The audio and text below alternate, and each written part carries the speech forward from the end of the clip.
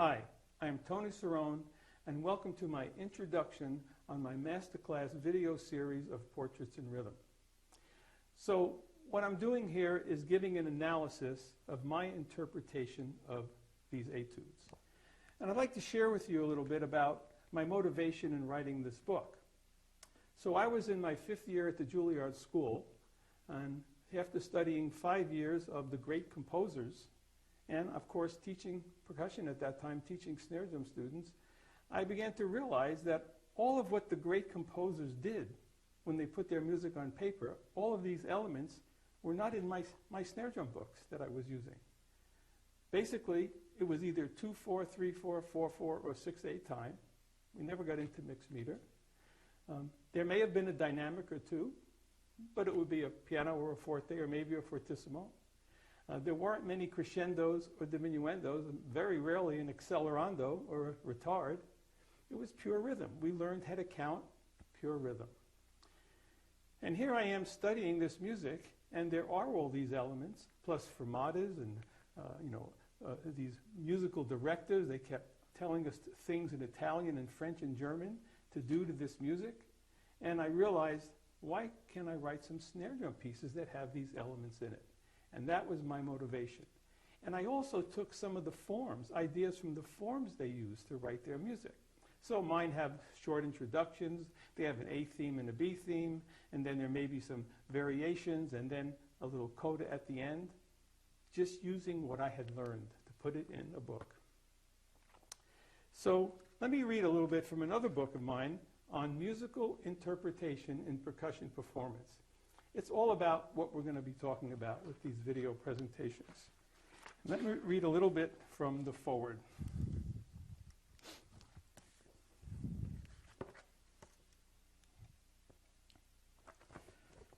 The concept of interpretation is to express a very personal opinion as to how a particular phrase or section of music should be played.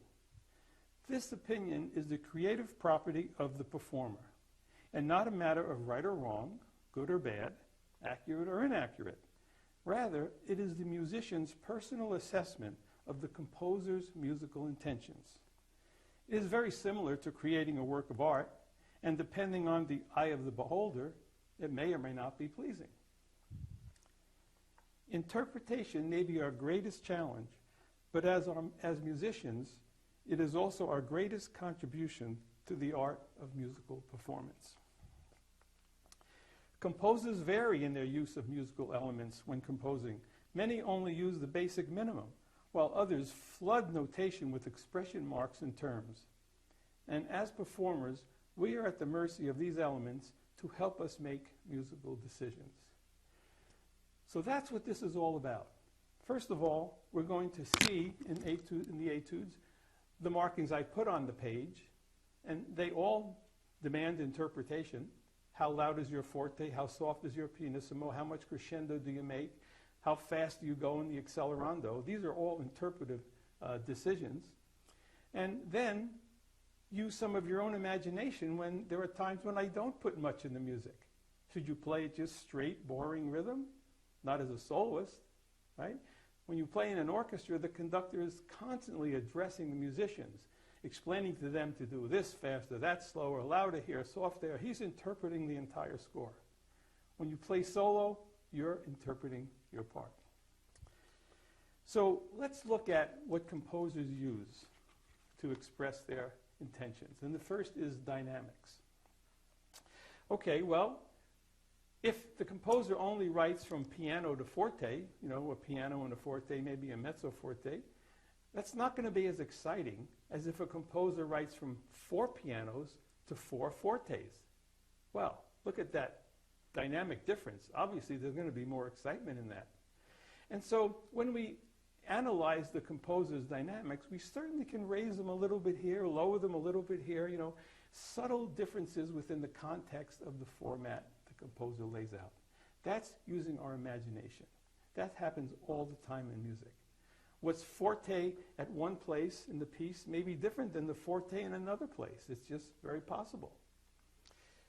So besides these fortes and fortissimos, and we can add forte pianos, or a forte pianissimo, which brings it down immediately.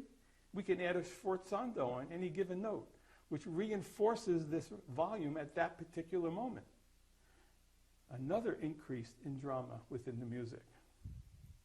So let us, with our imagination, always concern ourselves with the dynamics of the piece to make it interesting.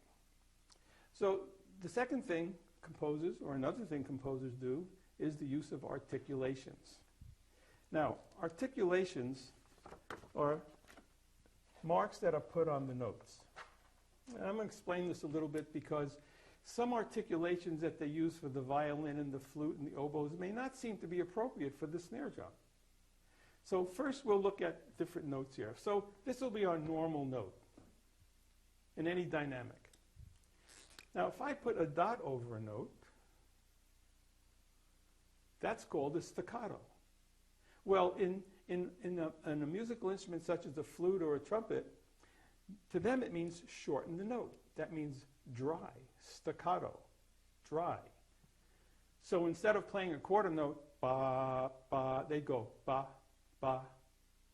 Well, we certainly can't do that. See, we don't have the ability to make that note shorter. I mean, for us, this is our quarter note, and our eighth note, and our half note, and our whole note. Unless we make a roll, there's no difference. But what we can do is how we articulate the note. Now, so if we're playing a note that has some dots on it, let me give you an example here. I'll play a series of eighth notes here. Mezzo forte dynamic.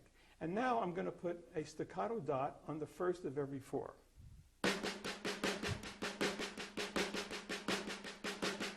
It's like a small accent. So what did I do? I held my sticks a little tighter and I put a little more weight on that note. So I'm playing all staccato instead of... We can do that. We can play in a staccato manner. And that's what we should do. So if a composer is writing 16th notes, 2 normal and 2 staccato, we'd play.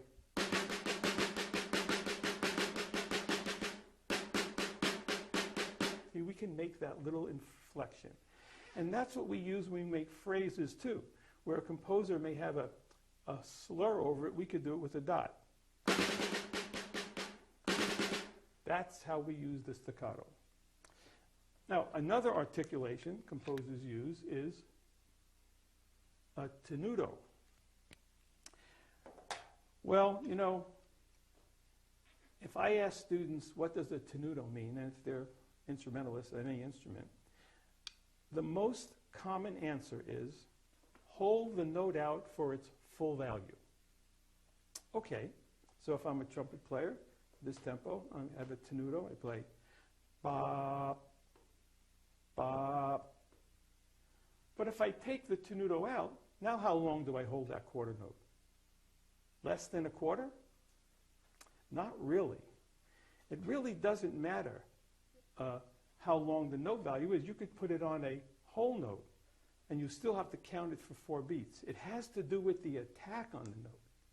Instead of just playing a ba, ba quarter note, when you have a tenuto on a note for a wind instrument, they would do something like this, adding a little hairpin crescendo. Ba, ba. See, they stress that note. Okay, well, we can stress it also. Here we have our normal notes. Now staccato note. Now tenuto. I'm pushing it, longer note. Normal. Staccato. It's not yet a sharp accent. It's less than an accent. And that, of course, would be the next one. The accent. So now if we go to these 3, we get this. Normal, staccato, tenuto, accent. We can do every one of them. And finally, we have the wedge accent. Now, I don't know what you call that, Some people call it a TP, a hi-hat. Jazz players use it, a carrot top. There's many names for that. The classical people call it a wedge accent. That is a strong accent. So now we have 5 levels: normal, staccato, all into the same dynamic level. So this can affect how we phrase the music. Now, within any one of these, I mean, you can put a staccato accent or wedge accent, right? A tenuto accent. That's unusual. String players do have that, though. They all add a different level of character to the notes. So composers use these, and if they use them on percussion, which is not always, be sure to play them with an inflection. See, many times we're playing in an orchestra, we hear this beautiful flute solo and all these phrases and articulations, and then all of a sudden the same melody's on our bell part. And there's nothing there. There's no articulation, there's no staccatos, no phrases. They don't think that they should give that to us. Well, we certainly can play music phrased. So here's a snare drum, just playing snare drum phrases.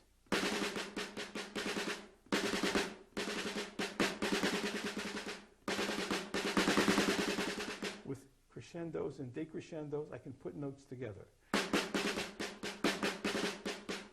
Okay? We have to play like that to play musically. Now, of course, with the word phrasing, composers are very generous doing that with other instruments, you know, having a series of notes and putting the slur over it, which tells the player, play that in one breath.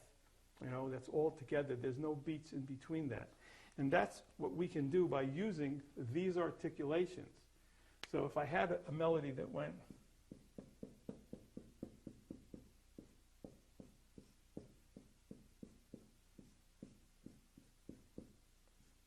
and the composer did this, put it in 2 phrases, right? So I can make that sound.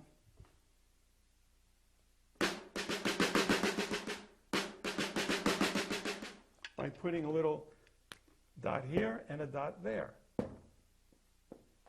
Yum da da da da dee da da da da. I repeat the phrase with my pressure in my hands. Instead of,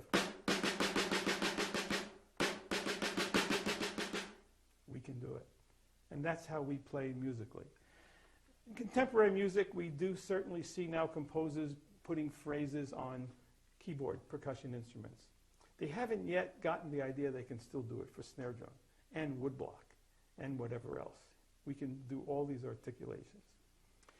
Now, what else composers put in the score are musical directives. So I've listed a few here, and these, of course, are words, and these words are in 3 languages usually, Italian, French, or German.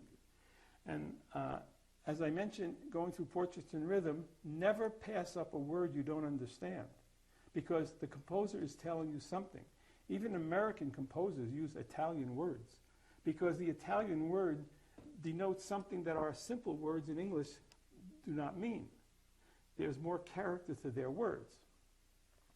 So, of course, we know crescendo, that's an Italian word, and diminuendo, getting louder, getting softer, accelerando, retard, they're quite common, and we know what they mean.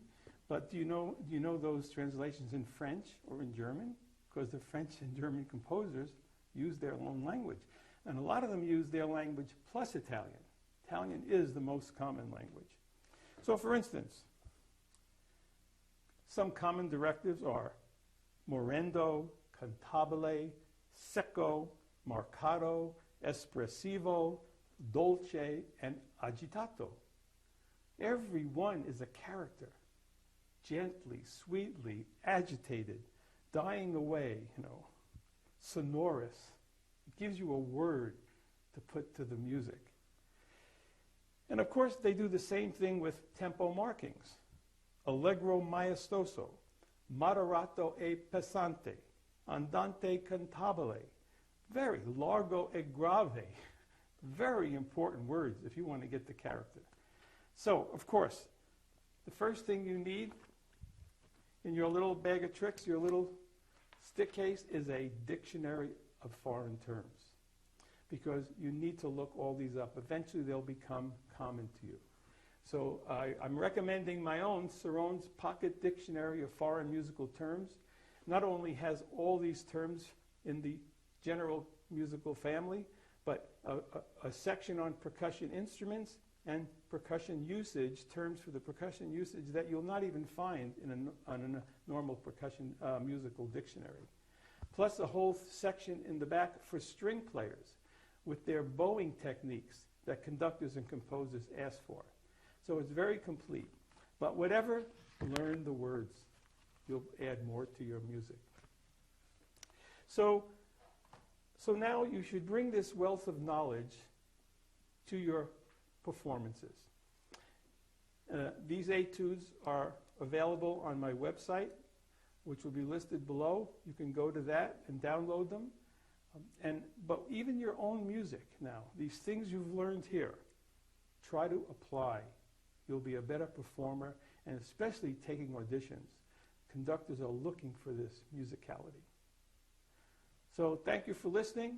I hope to see you in the Etudes of Portraits in Rhythm. Thank you.